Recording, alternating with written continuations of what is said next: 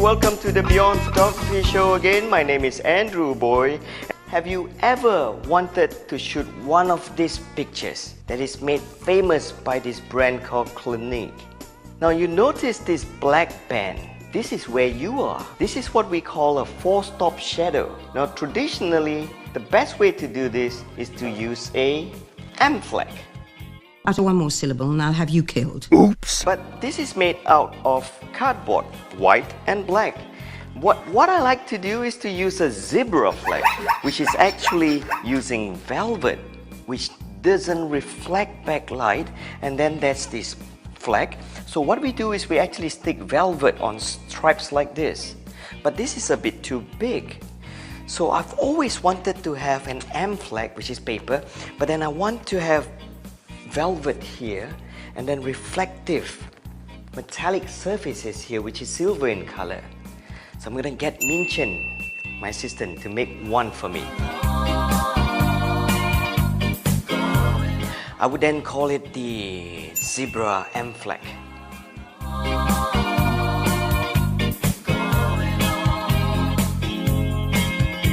And that's Lim, that's Hamdi, Suresh, and everyone, welcome to my professional product photography class. And thanks to Minchen, we now have a zebra M flag. One of the toughest things to shoot is a perfume that has got a transparent body and a reflective top like this. So the only way to nail the lighting is to light it from the back and at the same time have the reflection at the front taken care of. And the best way to light this up is to use a flash like this, my favorite Yongnuo. I like this because it's really cheap, and you know, for the price of one Nikon you can actually buy 4 of this maybe. So put this here with a base stand and then use a flag. So what is happening now is that the flash is set at 1/8. Light up the flag lights up the zebra M flag. And how do I know it's 1/8? Lighter's cheat sheet. Oh wow! Refer to our previous episode. You will realize that if your flash is set at 1/8 of a power, if you put it 2 feet away on a bare flash, you always shoot at f16. 3 feet away, f11, and now I'm using a flag. So every time you add on a flag, a flash bouncing off a flag on a zebra, you actually lose like 2 stops. There you go. Get one of these Lighter's cheat sheet. It's very simple. Memorize this. Then you don't need a light meter. Don't tell Sekonic. So this flag now is gonna be reflected off this zebra M flag. And this part is black. This is gonna be black as well because there's no light going through here. You're gonna be hidden in the 4-stop shadow. And then the second flash is gonna go under the product table. Now again, refer to your Lighter's cheat sheet. This is gonna be 2 feet away going through, you go figure this out. You're gonna memorize this at some point. Alright, let's see how this looks like. I like to use a pop-up flash to trigger everything.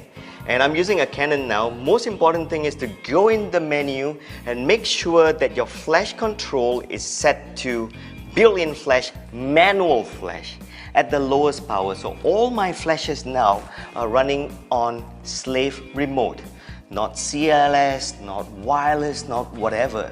Every time a flash goes off, it will just go off. So the first thing I'm gonna do is to cover this a little bit so I don't get that sparkle. And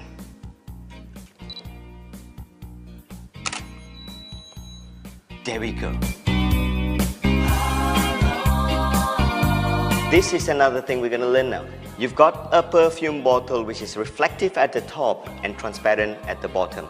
Any photographer can tell you if you have a transparent item, you've got to light it up from the back. So here we go.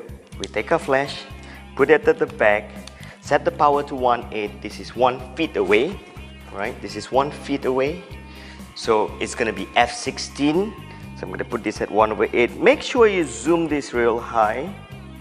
And this is now zoom 85. Okay, take a shot now. You light it up from the rear.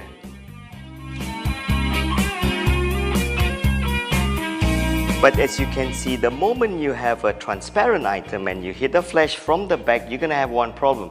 You're gonna get hot spots and quite a fair bit of flare. We're gonna solve that problem today.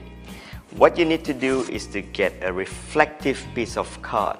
You can actually buy adhesive, which is mylar sheet adhesive. Stick it on a piece of paper and then get this blue tag. This is what you can get from the stationery shop. And if you were to cut a flag, very simple, make it slightly bigger than the perfume bottle. It's fine.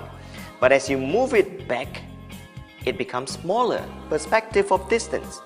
Now, take the blue tack and put it here and then stick this here and make sure that you get an angle. So the reason why we need to put the flag at an angle is because that this reflective aluminum flag is actually going to reflect off this big flag. So what we're doing now is very simple. Take that flash that you have earlier and instead of lighting up the perfume, you angle it such a way that it lights up this flag. This flag will light up this aluminum flag and then this will just nicely fit the angle, Suresh. So you're going to make sure that you move yourself until this perfume covers the card and this aluminum card is exactly behind the glass. Right, let's take a shot and see what happens. How do you go? Beautiful. Now that piece of reflective aluminum flag got the bottom part of the transparent perfume light up well. What about the reflective top? To do this, you need another flag. In order to light up the top portion of the perfume which is reflective, you need another flash that's gonna light up another flag. And this is just for the top part, so you light up negative. Remember, watch the episode where I light up the hard disk splatter. So this is gonna light up this and this is gonna light up the top part of the perfume. So Hamdi, take a shot and see what we get. That's beautiful.